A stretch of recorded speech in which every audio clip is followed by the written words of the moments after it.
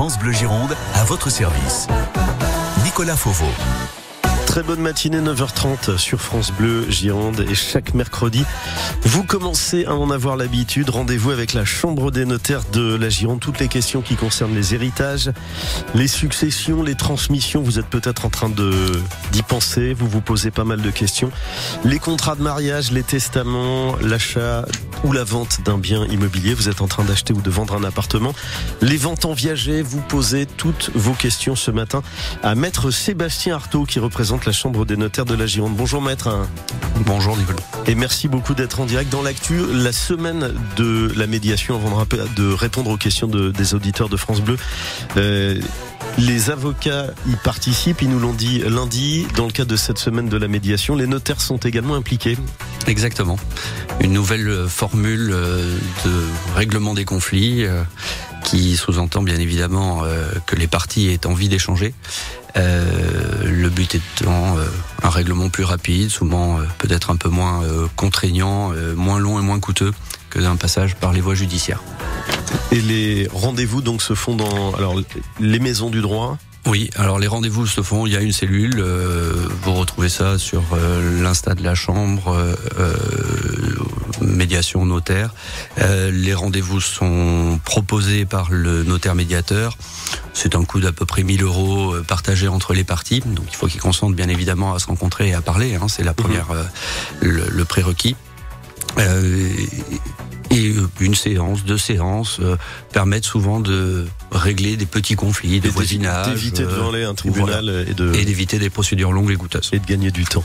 Vos appels, vos questions avec la Chambre des notaires de la Gironde ce matin, représentée par Maître Sébastien Artaud. Vous vous rapprochez du téléphone, vous composez le 05 56 19 10 10 dès maintenant. France Bleu Gironde à votre service. Posez vos questions au 05 56 19 10 10 et sur nos réseaux sociaux. 9h34 et vos questions également sur les réseaux sociaux, sur le Facebook France Bleu Gironde.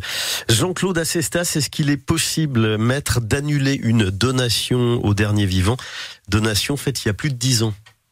Alors oui, bien évidemment, vous pouvez tout à fait révoquer une donation. Vous vous rapprochez de votre notaire, il vous fera rédiger un testament ou prévoyant la simple révocation de cette donation, qui remettrait dans la situation des droits légaux du conjoint, ou alors un testament un peu plus complexe en décidant qu'une partie de votre patrimoine doit revenir à telle ou telle personne, qui pourra donc valoir et révocation de la donation et complément d'information pour transmettre une partie de votre patrimoine. Alors, la donation au dernier vivant, on va rappeler les conséquences de cet acte. Donc la donation au dernier vivant est un dispositif qui permet au conjoint survivant d'élargir ses options, ses choix.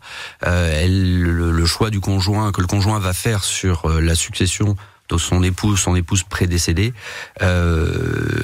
est prévu par la loi, avec des situations, votre notaire vous l'expliquera, différentes suivant si vous êtes sur une première union ou sur une deuxième union, c'est-à-dire une union où vous avez déjà eu peut-être des enfants de votre première union. Et la donation entre époux est notamment particulièrement efficace et utile dans ces hypothèses de famille recomposée, puisqu'elle permet au conjoint survivant, donc en seconde union, d'être mieux protégé, que ce que la loi lui offre de base. Alors c'est une question qui revient souvent, ces annulations de donation au dernier vivant. L'époux ou l'épouse doit ou pas en être informé ? Non, pas du tout. On peut faire ça dans le secret le plus total. Exactement. Comme tout testament, c'est une disposition purement individuelle et le notaire n'a pas à en tenir informé le conjoint qui ne devient plus bénéficiaire de la donation entre époux. Voilà pour Jean-Claude Assestas et conseils. Jean-Claude, évidemment, on le répète chaque mercredi, rapprochez-vous de votre notaire pour aller plus loin donc sur ces questions d'annulation, une donation au dernier vivant. Et justement, toute petite précision, maître, par rapport à celles et ceux qui ont déjà un contrat de mariage, ça a une incidence, cette annulation, en fonction de... Alors non, ça n'a pas d'incidence. Le contrat de mariage est là pour... alors bien évidemment, il peut avoir quelques impacts successoraux, mais il est là avant tout pour régir les relations entre époux. La donation au dernier vivant est un élément qui va se déclencher au décès, donc au moment où le couple se dénoue forcément. Donc non, les deux systèmes sont complémentaires éventuellement, mais ne se télescopent pas. Maître Sébastien Artaud de la Chambre des notaires de la Gironde. France Bleu Gironde, à votre service, 9h-10h. Et les notaires qui vous accompagnent évidemment dans toutes les grandes étapes de votre vie, alors le mariage évidemment, le premier achat immobilier, la vente d'une maison, d'un appartement, évidemment ensuite les périodes les plus compliquées, notamment autour des successions et des transmissions. Christine, justement à l'ESPA, maître Sébastien Artaud représente la Chambre des notaires de la Gironde ce matin. Maître, Christine nous dit en matière, alors c'est vrai que c'est pas facile, il y a des successions parfois compliquées, qui nous dit en matière de frais de succession, est-ce que l'État fait crédit? Voilà, quand on n'a pas forcément les moyens de payer, est-ce qu'il y a des mécanismes? Est-ce qu'on peut payer une fois qu'on a touché son héritage? Comment ça fonctionne? Sur le principe, l'État fait crédit, c'est un bien grand mot, mais j'ai trouvé que la question était bien tournée. Voilà, l'État a mis en place des systèmes de différé de paiement des droits de succession ou de fractionnement de paiement des droits de succession, qui sont assez encadrés, bien évidemment. Ça doit être demandé dans les 6 mois du décès par le notaire. Donc c'est une discussion qu'il faut avoir avec son notaire. Ça peut être très utile, notamment dans des configurations de patrimoine peu liquide, avec peu de liquidité, un bien immobilier qu'on n'arrive pas à vendre ou qu'on peut pas vendre parce que on comptait sur cette vente pour payer les droits. On comptait, ou on peut pas la vendre parce que c'est le premier décès, que le conjoint survivant vit toujours dans la maison et qu'on a des droits et qu'on est bloqué à ce moment-là. Donc l'État peut faire en effet crédit, on va dire ça comme ça, si c'est pas tout à fait le terme. Donc ou via un fractionnement de paiement, il vous offre la possibilité de payer sur 3 ans. Ou via un différé de paiement des droits, c'est-à-dire de payer après le décès du conjoint survivant qui vit toujours dans la maison. Donc reporter le paiement des droits. Néanmoins, il faut savoir que ça génère un intérêt, comme si votre banquier vous prêtait de l'argent, un intérêt au taux légal, qui n'est pas très élevé aujourd'hui, qui 0,2% si on est en retard, et sur un intérêt calculé par l'État, réactualisé avec ce qu'on appelle le RIBOR. Bon, bref, qui est un taux d'intérêt européen.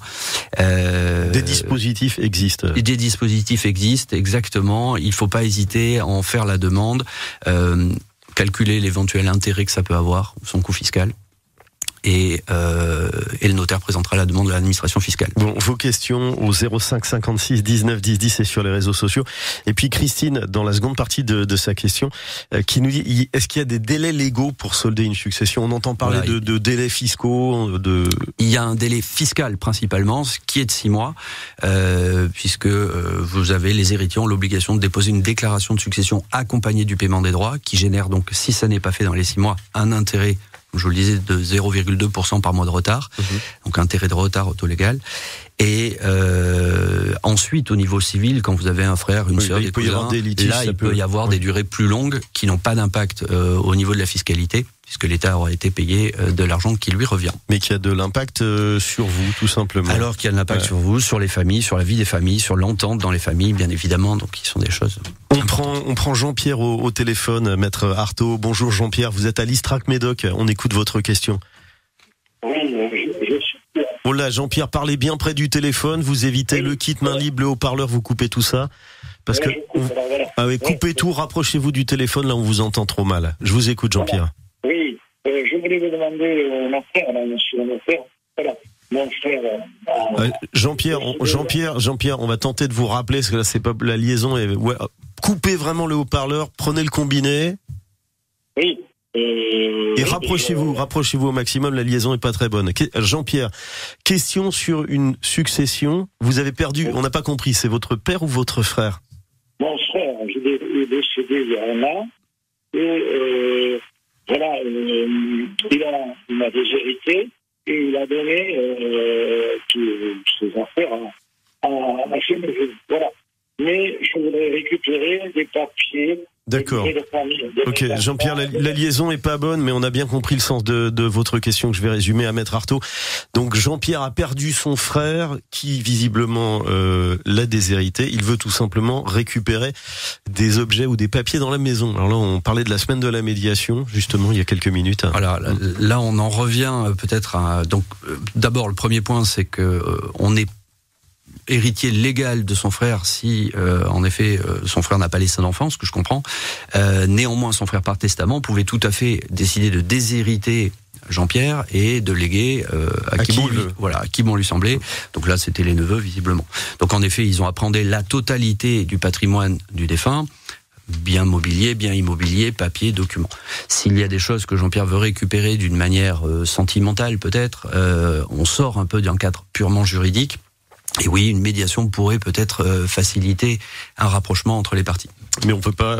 Est-ce qu'on peut interdire à Jean-Pierre de récupérer les papiers ? On peut interdire à Jean-Pierre, c'est-à-dire que oui, les héritiers n'ont pas à donner quoi que ce soit à Jean-Pierre si Jean-Pierre n'est pas héritier. Donc c'est une entente familiale qu'il faut trouver. Voilà pour Jean-Pierre à l'Istrac Médoc. Christine, on a fait le tour sur est-ce que l'État fait crédit. Stéphane à Blanquefort. Alors autre question qui nous dit Stéphane sur le Facebook France Bleu Gironde. Nous ne sommes pas mariés avec ma compagne et sans enfants. On souhaite acheter un logement. Est-ce qu'on peut l'acheter à deux ? Quels sont vos conseils ? Voilà. Alors bien évidemment, vous pouvez acheter à deux, ça y a aucun problème.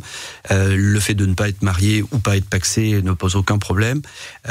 Par contre, en cas de décès de l'un des deux, se posera la question de la transmission de la partie achetée par chacun.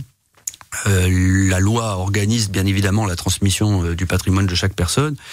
Donc dans le cas de l'auditeur, ce seraient ses parents, frères et sœurs qui seraient ses héritiers et sa compagne ou son compagnon ne serait pas protégé. Donc bien évidemment, quand ils vont se rapprocher du notaire pour réaliser cette acquisition, d'abord ils vont devoir déterminer dans quelle proportion ils font cet achat. Est-ce qu'ils le font à 50-50 ou est-ce qu'il y en a un des deux qui met un peu plus d'argent que l'autre ? Et puis ensuite parler avec leur notaire de cette protection, s'ils le souhaitent. Je décède, je voudrais qu'est-ce qui va se passer ? Ma part de maison, ma part d'appartement, à qui revient-elle ? Et là, le notaire leur conseillera de rédiger un testament, de se pacser vraisemblablement, voire de se marier, mais leur expliquera l'intérêt de ces différents dispositifs de protection. Stéphane de Blanquefort, voilà, rapprochez-vous de votre notaire. France Bleu Gironde, à votre service. Vos questions au notaire ce matin, maître Sébastien Artaud de la Chambre des notaires de la Gironde est là pour vous conseiller ce matin. Bonjour Manuela au 05 56 19 10 10, on vous écoute. Oui, bonjour Nicolas. Dites-moi, c'est pour une question de droit de passage. Nous habitons notre maison depuis plus de 50 ans. La maison d'à côté, nous n'avons jamais eu le moindre souci. La maison d'à côté vient d'être vendue. Le nouveau propriétaire a mis une barrière. Nous n'avons toujours pas de clé, mais ça va se régler. Mais par contre, je dois lui passer un coup de fil pour accéder à nos garages. Mais aujourd'hui, pour accéder à vos garages, vous êtes obligé de passer chez lui. Voilà, je suis obligé de passer chez lui. Mais est-ce qu'il y a une servitude légale, Manuela ? Oui, c'est acté. Oui, ça a été acté. Bon, et vous voudriez quoi, mettre fin à cette servitude ?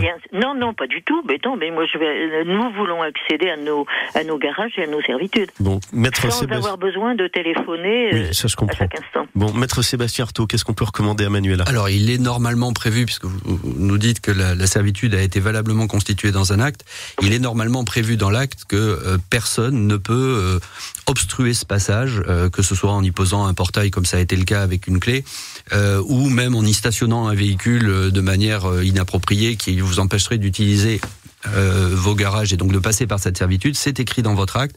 Donc si c'est un portail qui a été posé, il doit être prévu notamment que tous les utilisateurs de ce portail disposent de la clé, d'un bip, d'un code, d'un ce que vous voulez, le moyen de fermeture que vous avez choisi.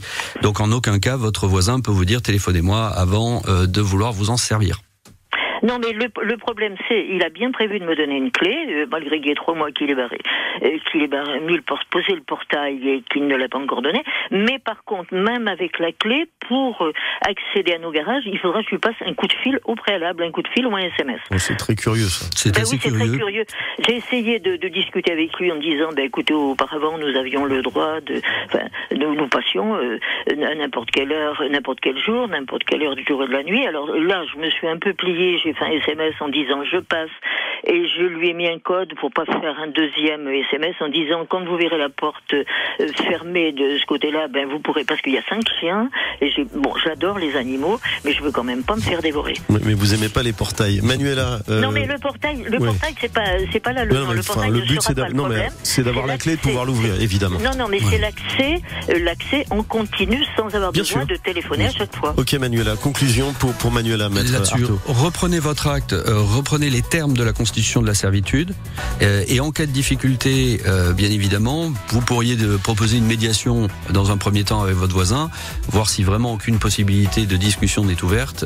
C'est les voies judiciaires qui s'imposera, donc se rapprocher d'un avocat, malheureusement, pour régler ce souci. Et on rappelle que c'est la semaine de la médiation. Merci pour vos appels et vos questions sur nos réseaux sociaux. Et merci maître Sébastien Artaud. qui représentait ce matin la Chambre des notaires de la Gironde. Merci beaucoup, Nicolas. Retour des notaires, évidemment, mercredi prochain sur France Bleu Gironde, entre 9h30 et 10h.